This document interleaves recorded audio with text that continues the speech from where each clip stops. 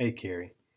I can appreciate Professor Tan's comments on the Holy Spirit being present in a counseling session when the counselor is a believer.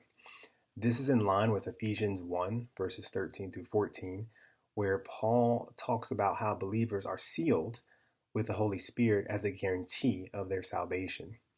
Imagine how effectual a session could be if the counselor and counselee were open to the prompting of the Holy Spirit, as two of the roles of the Holy Spirit are to glorify Christ and to disclose, divine communication to believers.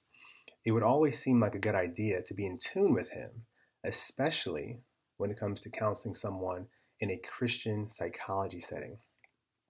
In their chapter of Christian psychology, in the book Psychology and Christianity, 5 Views, second edition, published in 2010, Roberts and Watson even assert that psychology is native to Christianity.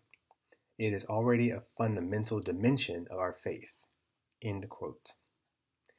Regarding self-care, throughout my training here at Regent University and with the Army as a chaplain candidate, I've heard and I've read a lot about chaplain self-care. The idea is that chaplains, whose job often involves caring for and ministering to people in crisis, chaplains also have to intentionally care for themselves. This means adequate sleep, good nutrition, exercise, healthy, non-draining relationships, that's important, etc.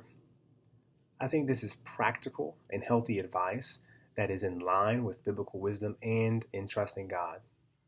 Now, it's possible to take any good thing too far so that it becomes self-centered or abusive, but I believe that the person who genuinely wants to please the Lord and to serve others will find a healthy balance in the self-care arena.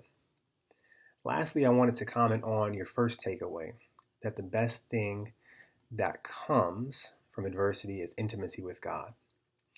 As Christians, sometimes we might forget that we are not immune to life's tragedies, car crashes, terminal illnesses, unexpected deaths of family members or friends. We've seen a lot of this and more the past 12, 13, 14, 15 months.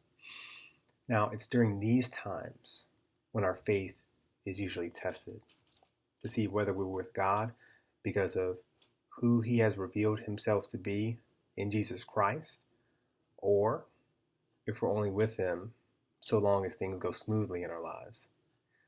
True faith endures, even if it's just clinging on by its fingernails. True faith endures. Sometimes there are divine revelations or blessings on the other side of the tragedy, sometimes not. But the reality is that God is still there. He still cares. And He has experienced loss as well. So He can sympathize with us in our tragedies. Thanks for your thoughts. Oh, and if you have any gardening tips for edible food, I'd be more than happy to hear them. My wife and I love doing a potted garden outside each spring. I find it to be very, very therapeutic. Okay, that's all.